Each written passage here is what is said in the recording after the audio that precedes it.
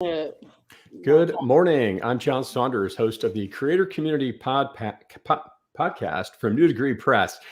I'm the host of the show, along with an author from New Degree Press and executive and author coach as well. Couldn't be more excited to have with me this morning Amani Myers, a brand new author from New Degree Press with an extraordinary story, about not only surviving through the foster care system, but not only surviving, but also thriving, and now acting as such a powerful advocate for the hundreds of thousands of kids that live in the foster care system today.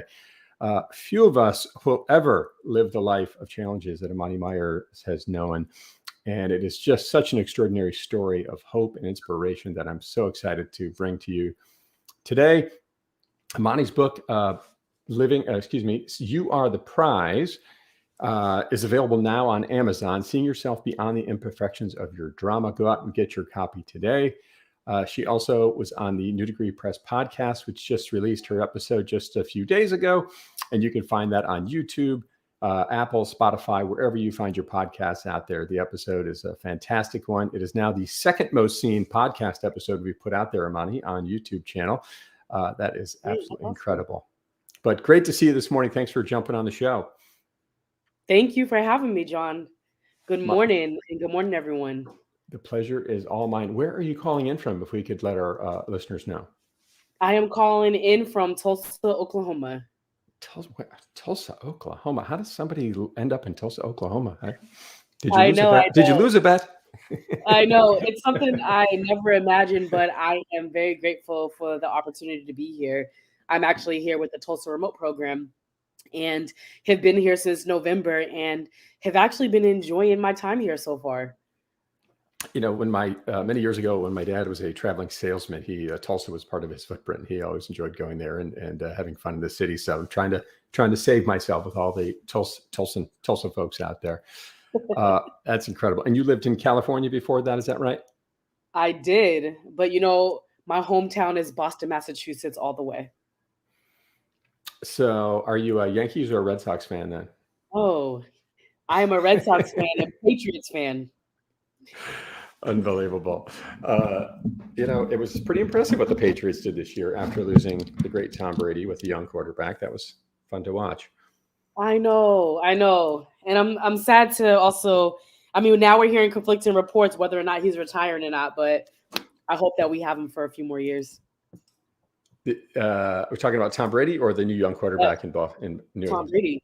Of course. He's unbelievable. The guy, come on, he's 44, soon to be 45, I think. Absolutely incredible what he's pulled off in all these years.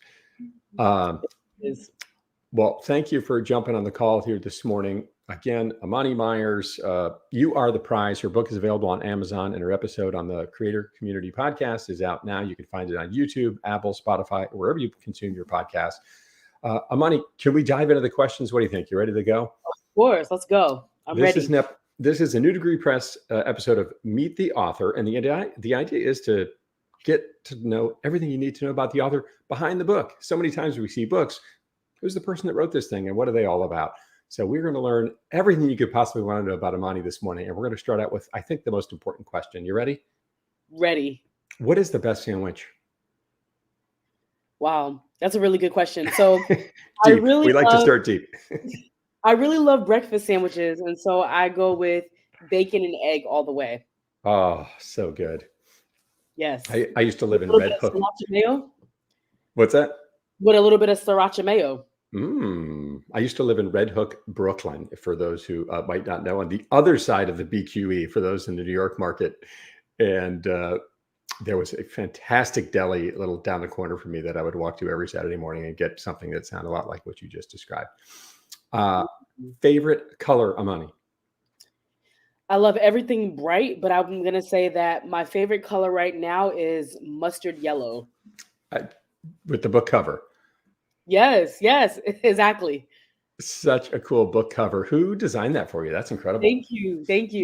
So my friend Lydia Lewin, we went to college together, and I met them when I was doing like grounds work for physical plant in undergrad, and we've just kept in contact. And they reached out to me and we sort of collaborated, and they told me that they actually told me they wanted to do a drawing for me.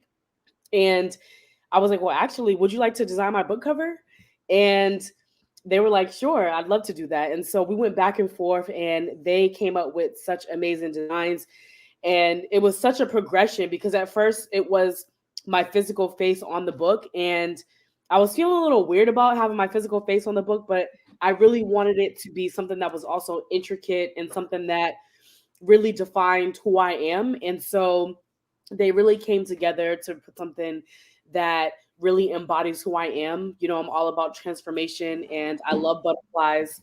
And I also loved the mosaic piece behind it because there's so many intricate pieces about me. And so I really wanted to create something that embodied who I am. And they did such an incredible job. I mean, I am blown away by the book cover, to be quite honest. Honestly, it for this season of authors, it's got to be one of the best ones, really, if not the best. Well done to, was it Lydia you said?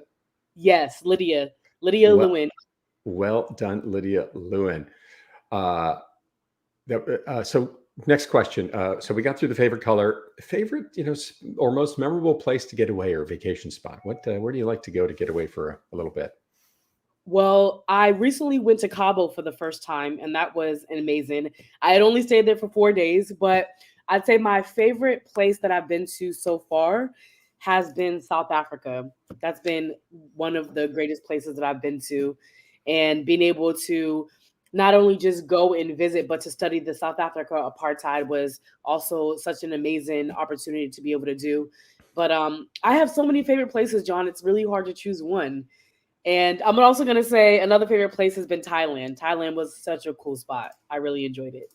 Wow. So let's see, Cabo, South Africa, and Thailand. That's quite a combination and quite a few stamps on the passport of it. What do you think you liked? What took you to South Africa? Was that you said you were studying down there? Yeah, so I was a sociology student, a social work and sociology student, and my sociology professor leads trips to South Africa for her students, and I had an opportunity to go. And so the first time I went, I was there to study the South Africa apartheid, and we went to both Johannesburg and Cape Town. And and then a few years later, she asked me to come back to be her program assistant to help lead other students. And so I had an opportunity to go back for a second time and had a really, really great time just learning about the history, the culture, all of the beautiful scenery. It's just an amazing place to go. And I really like being able to go places outside the United States because it really helps expand your mind and your worldview. I'm reading Adam Grant's book, Think Again, right now, and I read the part this morning how he tries to get people to change their perspective.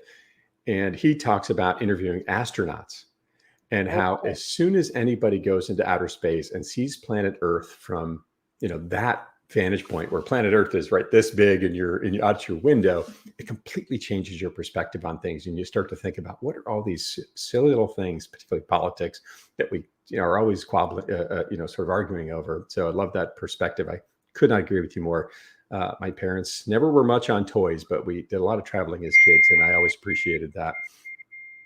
Thanks for sharing all those ideas. And what's particularly interesting about these stories, Amani, is that here's you who grew up in the foster care system. You couldn't sort of tie someone's both arms behind their back in terms of how to get sort of ahead and going in life. And here you've done all these extraordinary things. And I don't want to put words in your mouth, but I think by being assertive, being motivated, raising your hand, not being afraid, expanding your mind, getting out of your comfort zone, or am I in the ballpark here?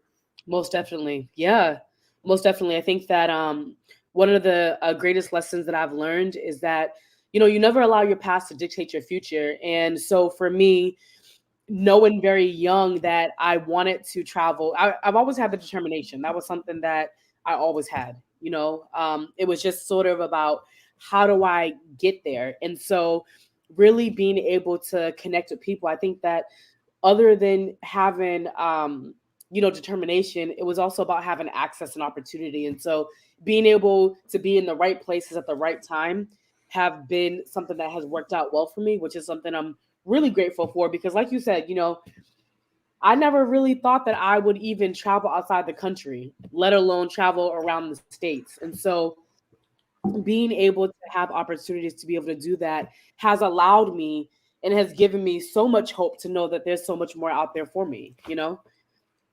That is so cool. And, having that perspective, having that initiative. And I think when I think about you, Amani, uh, I think of the quote, I think it was Ben Franklin, sure, I believe in luck. The harder I work, the luckier I get. And I think that is certainly a big part of your story, because you have made a lot of your own luck. And I'm just so amazed and inspired by your story. Shout out to Melissa Carr joining us this morning. She said good morning to you on the chat there. Where are we? Oh, you just moved not too long ago, right? What is, Yes. I've moved a bunch of times in my life, and this question often comes up. What is one thing you need to throw out right now, Amani? What is one thing I need to throw out? Ooh, that's a really good question, because I am definitely a hoarder. So it's really hard to say what was I need to throw out. But I'm gonna say I do need to throw out some empty boxes that I have been holding on to as I've been unpacking. And to also be quite honest, I have a cat, as you all saw. She kind of snuck in here a little bit, and she loves boxes. And so that's like sort of like her playground. So I kind of feel bad taking the boxes away, but I'm like, I really need to clear my space too. So really trying to clear my space and declutter my space has been something I've been working on actually this past couple of weeks. And I think, especially with boxes, I think many times to sort of move and whatever it is we might experience in life with a big change, I find it there, you sort of need the ceremony to say goodbye to the last part. And for me, in particular with boxes, we had boxes sitting in our house for like months after we moved up here. We moved here from Florida a number of years ago to DC. Like getting rid of those boxes, I finally felt like, okay, I live in DC now, not Florida anymore. It was almost like a ceremonious thing to do that. So there's my inspiration. I feel bad for Mr. Whiskers over there, but so Amani is one of these unique individuals who got to work in one of the most prestigious addresses in the world. So given that, Amani, what is your favorite room in the White House, since you got to work there as an intern for a while? Yeah, I mean, I don't want to say the cafeteria, but in addition to Why not? I know, in addition to the cafeteria, I would say that the East Room was one of my favorite rooms, and I'm a little biased because that is where I introduced the First Lady, Michelle Obama, and just the room. It was, the feeling of it. It was actually like mustard yellow, kind of gold. But you have this just amazing feel when you go into the East Room, and the ambiance of the room is amazing. The lighting of the room is amazing, and really being able to even look at the long drawn out curtains was just a really cool sight to see, as well as like the chandeliers. I mean, it's like one of the fanciest places I could have ever been, and so being in the White House, I remember just walking through the gates every day and just feeling so privileged to be in that space, because again, it was not ever something that I had ever envisioned of myself ever doing. And being able to have the opportunity to really do that, it allowed me to really be present in that moment and to take every moment in. And the scenery of the building was just awesome. And so, in addition to the cafeteria, I'm going to say the East Room was one of my favorites. Well, if it was the room you were able to meet the First Lady in, that's pretty cool. Wow. I love the perspective, just, really finding the ability to be present in that moment. That is so cool.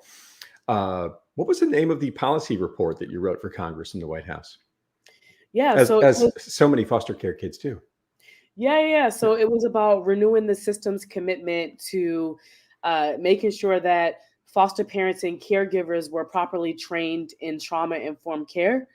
And so what it means is that a lot of states, when foster parents and caregivers go through training, there hasn't been a trauma element that has been instructed for foster parents to really be trained in. And so, as we've seen a lot of research that young people who enter the foster care system, all of us have experienced trauma just by the very fact of us being removed from our homes. And so, coming into care, you really want to make sure that foster parents are trained properly on how to really work with us, because you really don't want to be inducing any more trauma. And so for many of us who've gone through the system where foster parents were not aware of the trauma that we had gone through, they had induced more trauma. And so one of the things that I really highlighted was my own experience of what it was like to sort of enter into a space and be traumatized through that experience, and not having the proper care and training from parents to really be able to help me. And so leaving the foster care system and still feeling traumatized when I left was something that I did not necessarily want other young people to experience. And so it was really a passion project of mine to really be able to highlight that for not just members of Congress, not just for the White House, but for national child welfare leaders who are doing this work every day. Absolutely incredible that you, one, had the wherewithal to not only think about your own circumstance, but to think about how changing the system could help so many others. And you have this beautiful book out there to inspire and offer hope to so many of the hundreds of thousands of kids. Over 440,000 kids live in the foster care system in America today. And what an extraordinary example of surviving and thriving you are, Amani, to the world. And thanks for sharing your story. A few more questions to get to know you more deeply, and then we'll dive into a few on the authors, and we'll wrap this thing up here. Scariest animal? That was so on cue with the cat. What's your cat's name? Biscuits and Gravy. Oh my God, that's it. That's amazing. Scariest animal. I'm going to say the scariest animal for me would have to be a raccoon. I could see that. I could see that. What is your most audacious goal for 2022? That's a really good question. I would say to be able to travel internationally by being able to do a speaking engagement overseas. That is awesome. I love that. And I see Valeria Alloway on the chat here this morning. Thank you for this amazing community and deeply moved by Amani's story. I know she watched your podcast and put a great couple of notes in there about that. And I think Valeria might have a similar aspiration to you, getting to travel overseas. She's from Argentina originally, to maybe tell her story. That is awesome. Big question here that really is a divide between me and many authors. Apples or bananas, Amani? Better fruit? Bananas all the way. We're gonna have to move on. Have you ever asked someone for their autograph? Have I? That's a really good question. And of course, who was it, if that was the case? I don't think I've actually asked anyone for their autograph because I don't have any autographs. Not even Michelle Obama, no? First Lady Michelle Obama? No, I felt too nervous. It would have been a little awkward, I suppose, to do that. Yeah, but I got some really good pictures with her. And so for me, it was like, I should have actually, put out my hand and said, hey, can you sign my hand? But she had touched my hand, and everyone was like, oh my gosh, like, I know you're not going to wash your hands for like a whole year. I ended up having to wash my hands, but I would say that was like the closest I got to an autograph. That is an interesting metaphor there. I absolutely love the picture of you and Michelle Obama on your website. What's your website again? Thank you. It's www.amanimotivates.com. AmaniMotivates.com. I love that. Favorite movie? My favorite movie, my all-time favorite movie is Crooklyn. And I'm going to challenge you to watch it, John. Crooklyn? Yes. I don't even have ever heard of that. And, have you heard of Spike Lee? Of course. So it's called Crooklyn, but it actually means Brooklyn. But of course. And it's sort of like a story about his life. And it's just, I could relate to that story so much growing up, just in so many different ways. And I would say that was a movie that really inspired me from a very young age. And I recently watched it a few weeks ago. I watch it from time to time just for all of the, what do you call that? It's just nostalgia. Nostalgia. Yes, exactly. Yes. So Crooklyn is my all-time favorite movie. I lived in both Red Hook, Brooklyn, and Fort Greene. Okay. So, in fact, when I lived in Fort Greene, Disappearing Acts was getting filmed right in my neighborhood. which was a movie Wesley Snipes was in. It was pretty Oh, cool. Like every day I'd walk home from work and all the trucks would be out, literally right around the corner from my house in my apartment. I lived there. yeah. That's And I must awesome. say that also I met Spike Lee when I was in Thailand. He was shooting a movie there and we were staying at the same hotel. And I had shared with him how Crooklyn was my absolute favorite movie. And he shouted out one of like the most famous lines in the movie. And it was just like really hilarious. Do you want to share it? Yeah, he was. So the dog ended up being found in the couch. And when she went to go pull out the couch, the dog fell out. And she started screaming, Queenie! Queenie! I bet he gets that a lot. I told him that was my favorite movie. That's awesome. Favorite smell of money? I would say right now, lemongrass. I'm going to go back to your earlier analogy, which is bacon and coffee, walking down the stairs in the morning. So good. That is a really good smell, though. Last photo on your phone? Wow. I have to take a quick look because I don't want to picture it. It's not Mr. Biscuits and Gravy? It's actually a photo of a restaurant that my friend had told me that she didn't like. And I passed by it this morning on my way to go get donuts. And I said, "Is this the place that you're talking about?" And she said, "Yes." What a great story of how we connect through technology. It's always nice to hear those stories. I know, right? Favorite song to sing with or without an audience? Turn My Swag On by Soulja Boy. Solid. So I've got 2 recommendations now, Crooklyn and Turn My Swag On. Thank you. Yes. Last few questions about the writing journey, and we'll wrap this thing up. Thank you, everyone, for listening in. Amani Myers, author of You Are the Prize, available now on Amazon, along with your new podcast episode on the creator community, YouTube, Spotify, Apple, wherever you get your podcasts. Favorite writing location? I would definitely say coffee shops have been my favorite writing location. A lot of coffee shop authors out there. Most bizarre moment in the writing journey for you? One of the most bizarre moments, actually. Man, that's a really good question. I will say a really cool story that I'll share is that during before the pandemic, I had joined this group called Shut Up and Write, and I ended up being able to write through this community because it's a group through Meetup, and it's an accountability group. And as I was experiencing a lot of grief, as I lost my sister, my supervisor had told me that I should sort of, find some groups, and I ended up finding that group. So during Christmas break, while I was here, I was talking to this gentleman who we had a lot of different connections through Boston, DC, and San Francisco. And he had told me that he had started this group, and he was saying like, hey, I really am starting this group out, this, and that. And I said, oh, what's the name of the group? He said, it's called Shut Up and Write. I said, what? I said, that's where I wrote my book. I wrote my book through this group and through this community.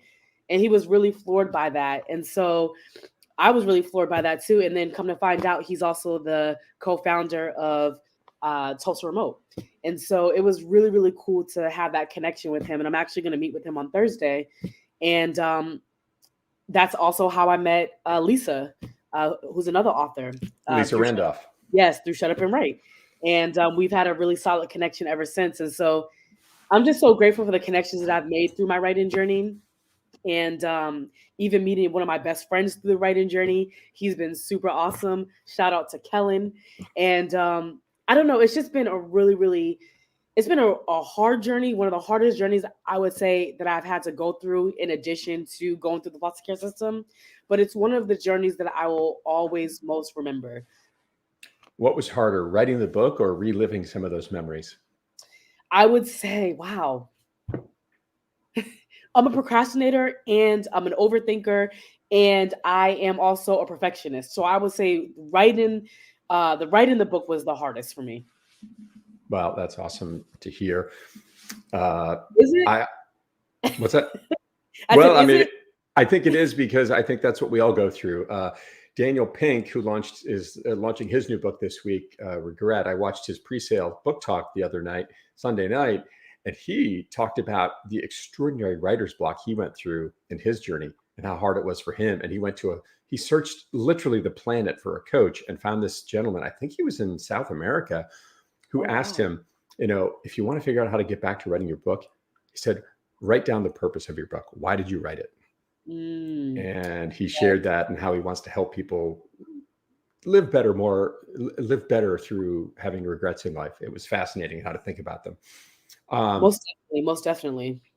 Last question for you, Amani. We'll wrap this thing up. Describe your writing journey in 5 words, if you would. Tumultuous, healing, life-giving, transformative, and relieved. Relieved that it was done, I suppose. Relieved that it was done. Yes. What an incredible story. What optimism. Such a great story of hope and inspiration.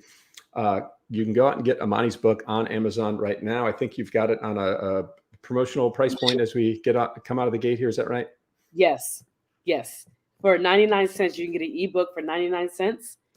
And I've gotten some great feedback from people so far, which has been really enlightening to hear. So the 99 cents is a limited time offer for the next couple of weeks to help get the book out of the gate.